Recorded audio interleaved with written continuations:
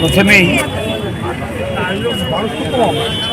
রাষ্ট্রীয় যুব দিবস উপলক্ষে রাজ্যবাসীকে অভিনন্দন জানাচ্ছি। ভারতবর্ষের মহান দার্শনিক, বিচারক, যুব সমাজের অনুপ্রেরণা স্বামী বিবেকানন্দের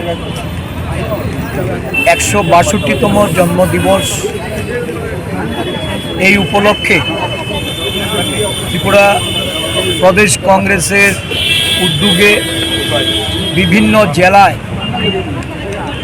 জেলার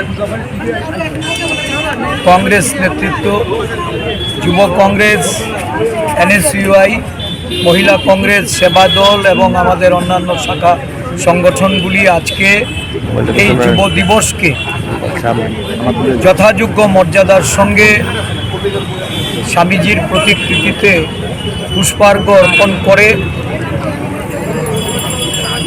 নেশামুক্ত ত্রিপুরা গড়ার লক্ষ্যে নেশা বিরোধী এক পদযাত্রায় মিলিত হচ্ছে।